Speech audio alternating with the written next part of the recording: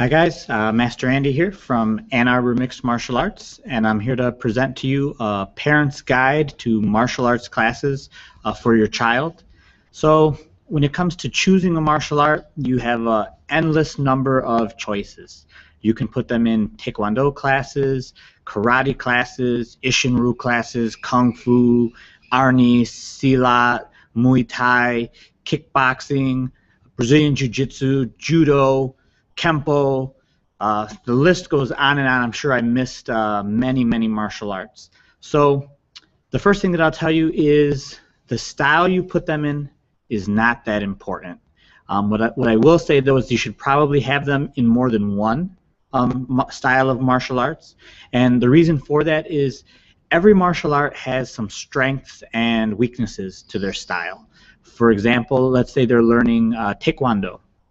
Taekwondo is primarily a punching and kicking art, so if your child's ever grabbed or thrown on the ground, the entire time they're at the school, they're not really going to cover what to do when someone's sitting on top of your child.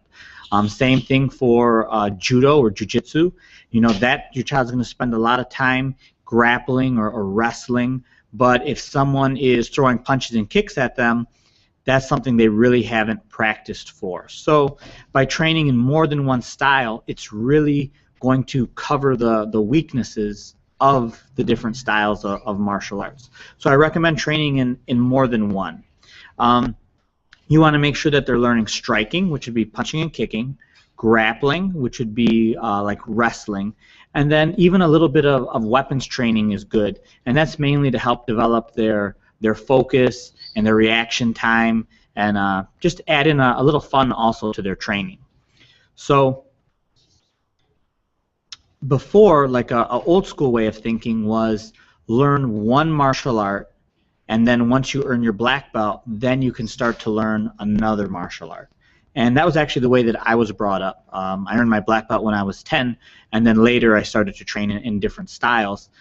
Personally, I think that method's a little bit outdated, mainly because even if you're at an easy martial arts school, a school that gives away belts,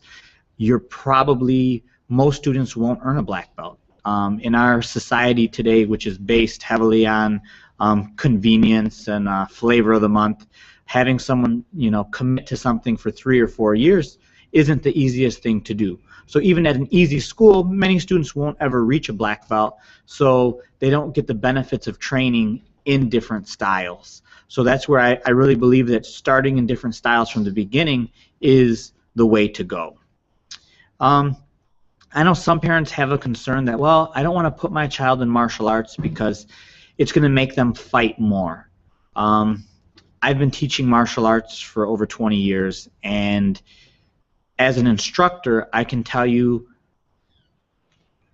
I can't even think of one student that I've had at my school that became more aggressive in a negative way with their martial arts training and used it for fighting. I mean, even dealing with some troubled teens who had trouble, once they really got into their training, they had a total different respect and appreciation for fighting and self-defense and really everything that goes into it. And once that happens, they don't fight outside of the school. And also we let them know that if they're having trouble fighting and using what they're learning outside of the school, that we'll have to remove them from the school. They'll no longer be a student at our training center. So with that, we've never had issues of students becoming more aggressive. From time to time, we might have a young child who will be throwing, punching, and kicking at home or with a brother or sister or at school, but normally it takes one discussion and that is taken care of, where that doesn't come up anymore. So you're going to have a few different types of martial arts schools that vary across the spectrum. You'll have some schools that they're not really schools even, they're just more like fight clubs. That's basically where people get together and they spar or they fight with each other, and the tuition's really cheap, like 60, 70 bucks a month. There's no real structure, there's no real learning that goes on. The facility's not going to be very clean. You may also have like a rec and ed program, which would be someone who teaches on a part-time basis. the complete other end of the spectrum would be something you might refer to as like a McDojo. That's a reference based off of like McDonald's. Basically, that's a place where they just give away belts. You know, if you show up long enough, you'll get this belt. You know, show up a few more times, you get the next belt. With no real emphasis on being able to apply what you're learning. For me, a good school is going to be something that falls someplace in the middle, where the training should be structured. You should have a curriculum. There should be a definite path for advancement.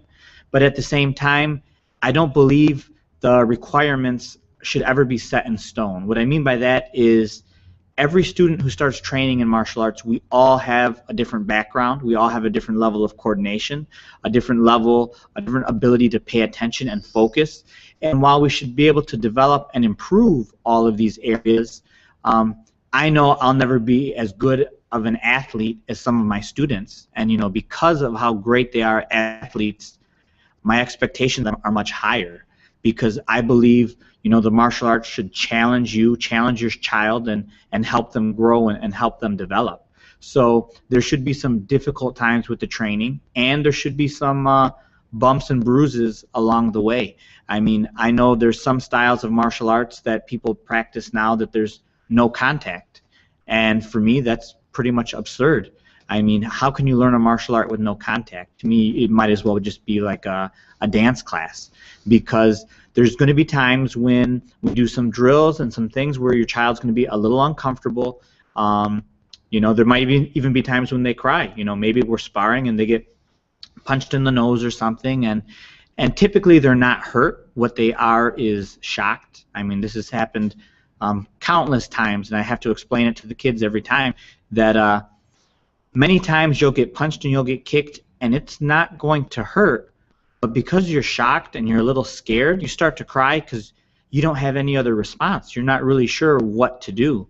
And because it didn't hurt, you're fine. You come back to class the next day, and the funny thing is you see this same child 6 months later in our class, and they might get punched, they might get kicked, and they don't even flinch. They just keep going because now it's something they're used to. You know, they've been desensitized to the contact, which I'm going off, you know, topic a little bit here, since this is a children's guide, but even for women's self-defense, most women are uncomfortable with grappling or Brazilian Jiu-Jitsu, but it's probably the #1 martial art that they could practice, because if they're attacked, they're going to end up, you know, on the ground with someone on top of them, and if you've never been in that situation, you're going to panic. You're not going to be able to react and think clearly, where women who have been in our classes have been in these positions so many times that even though it would be scary in a self-defense real situation, they're not going to freak out like that because they've been there so many times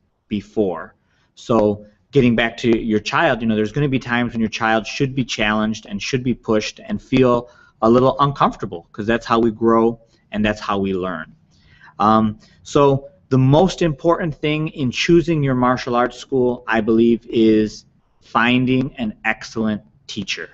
When we have students who move out of the area and they ask me for, you know, help and recommending another school for them to go to, I let them know that we're not looking for a specific style.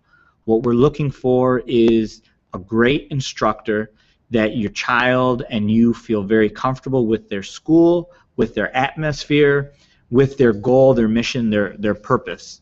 Because I've taken martial arts, like for me, my favorite martial art right now is probably Brazilian Jiu-Jitsu, and I've had lessons and seminars and attended classes that honestly I didn't like, and if it was my first experience, I probably wouldn't continue to train in that martial art.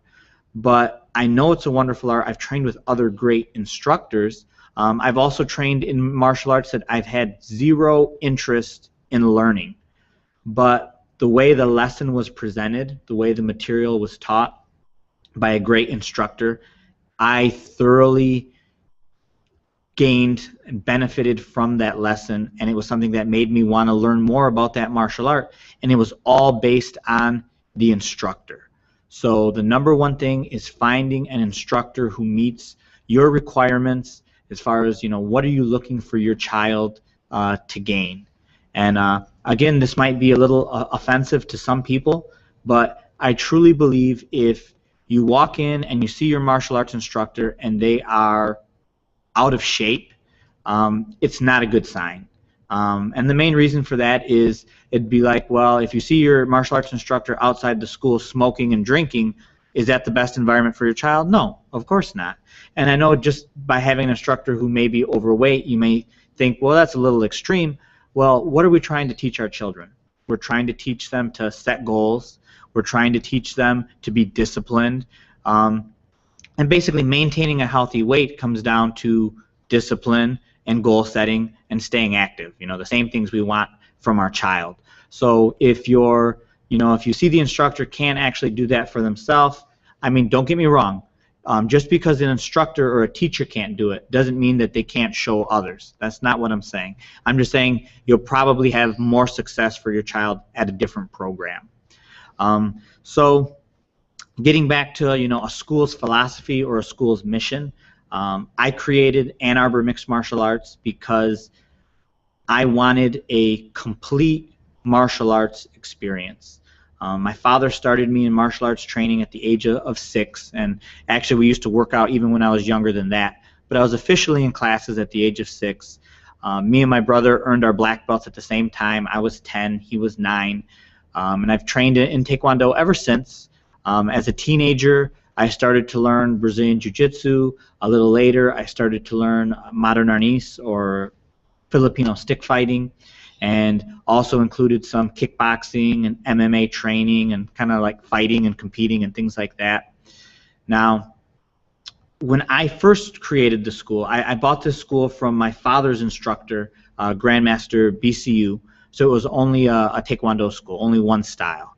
So when I came and started teaching here to help Master Yu out, we added in the Brazilian Jiu-Jitsu, we added in the Filipino stick fighting, we added in the kickboxing and other styles to make it more diverse. And I can honestly say that at first the school was more based on the physical training. It's always been a great atmosphere and a family-friendly environment, but the #1 focus was really on our training. As I've gotten older, I'm married now, I have 3 children. My wife attends our women's-only kickboxing classes. My boys attend our Little Ninjas classes and soon our regular children's classes. We just had a newborn little girl, Olivia. She's only 1 month old, so she hasn't started training yet. But for me, the #1 thing now is building a school that is not only family-friendly, but a wonderful place to help you raise your child. And what I mean by that is a martial arts instructor should be your secret weapon in child development.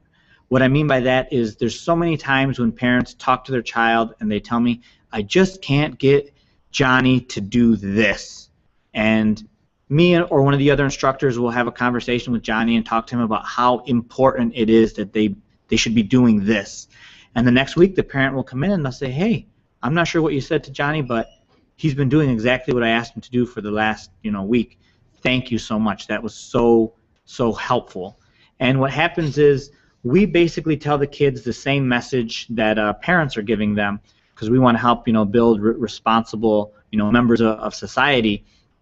But the kids listen to us more. One is because we're not their parents. It's very difficult for everyone to follow all the directions of their parents. I wish my children would follow my directions as often as I give them. But the other thing is, because it's an outside source, it just really sinks in a little bit faster. Plus the environment, it's not just an environment where we're talking to the kids. The messages are always mixed in with physical training and physical movement, and it just makes it a lot easier for them to absorb the message. So right now I'm actually spending a lot of time at our school trying to develop our teen program and our leadership program for the kids, because I want to make sure I have fantastic leaders here for my own children as they get older, that they'll have some good role models and people to listen to, just in case they're not always listening to the messages that me and my wife are giving them. So another question that comes up with martial arts is, does this stuff really work? A lot of times you'll have, usually it's a skeptical dad who might be on the side watching what the kids are doing, and they're like, yeah, that's good for them, but wouldn't really help or work for me. Like, I'm an adult, I'm a grown person, this wouldn't work. And the thing about our curriculum and our school is we teach the same things to our children that we teach to the adults. Now, there are some restrictions. We don't teach the kids how to do any of the chokes or any of those techniques that are going to be very dangerous until they're at the appropriate age or level of experience that we know they're capable of handling that. But they're going to learn basically the same things that we teach adults, meaning what your child is learning would be very beneficial for you to learn as well. And it actually works. This is stuff we use with our students, with our fight team, with guys who go into the cage to compete against someone else who's been practicing their punching, their kicking, their grappling, and with our results speak for itself. The stuff that we teach actually works, which is very important because you don't want to spend 3, 4, 5, 6, however many years it is, earning a black belt, and then when the time comes for you to protect yourself, it doesn't work. I mean, that's awful. So it's very important that the stuff you're learning is actually something that could work in a life-threatening self-defense situation. So next question is, what does a black belt really mean? And also, are you certified? So for me, there's good and bad in this discussion. And what I mean by that is the definition of a black belt is going to vary from one school to another. With our instant gratification society here, in the United States, unfortunately, we typically believe that if someone earns a black belt, then they could fight anyone and protect themselves against anyone, and that's just not realistic. You can earn a black belt for many different reasons, and it doesn't always mean that you're going to be a fighter. But at the same time, there should be some challenges in your training. There should be a lot of physical contact in your training to know that you could physically protect yourself. Now, as far as certification goes, we used to have, for a black belt test, students used to earn a certificate that came from Korea, and many schools would charge, hundreds or even $1,000 for a black belt test, for certification, for their belt, and that's something that we no longer do. Our black belt test fee is actually a very minimal fee, and the main reason for that is I don't want to be financially motivated by someone earning their black belt. Honestly, awarding someone their black belt is probably more important to me than it even is to them, because to me it means that this person understands my view and my philosophy of martial arts, and I believe that they truly represent my view and my philosophy of martial arts training. Now, I'm not saying that it's right or it's wrong, but there's been many of these organizations that people buy these certificates from that have had issues with ethics and embezzlement and all kinds of other things. So it's just something our school we don't get involved in. If students do want a certificate from Korea or something like that, I can make arrangements so it happens, but that's not something that I push or encourage. So what age should your child start training in martial arts? What is the best age? Unfortunately, there's not really an answer for this question. I personally believe between the age of 4 and probably 7 is a great age to start martial arts training. I've had a student as young as, he was right before he turned 3, he actually started training, and I remember his mother, and actually I'll have to have his mom come on and say a few statements, but the other day she told me that when he was training, when he was like 3 years old, at first I thought maybe we're wasting our money having him do this, but now his mom takes lessons, his brother takes lessons, and they've been training at our school for probably over 7 years. I mean, he's earned his black belt, and there's no doubt that they've definitely received the benefits that they were looking for. But it is a case-by-case basis. You know, some children are ready for classes at the age of 4. Some students still aren't ready for classes at the age of 9. Really, it becomes, what is the goal you have for your child, and what is the system or the structure, the curriculum that the martial arts school provides, and how does that fit with your family's needs. So the best thing to find out if your child is ready is to actually have them come in and participate in a lesson and have them try the class out for themselves. The same thing goes with cost. The cost of a martial arts program can range from a very inexpensive Rec and Ed program where you're getting a part-time instructor and a part-time program, all the way to something that is, you know, a couple $100s a month for, you know, a professional instructor who's basically spent their life working with students, teaching martial arts, and continues to invest in their own training, working with some of the best instructors in the world. So you're going to have a huge range, and it really just depends, you know, what are you looking for your child to get out of martial arts training. If you're really looking for an activity for them to do once a week for a few months, then, you know, a Rec and Ed program is probably going to be the best fit for you.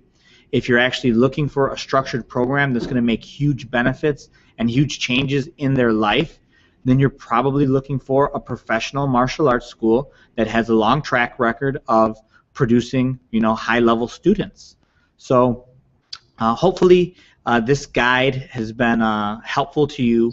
If you have any questions, please feel free to shoot me an email or give me a call or give me a text. We'll have some contact information in here so that you'll be able to get in touch.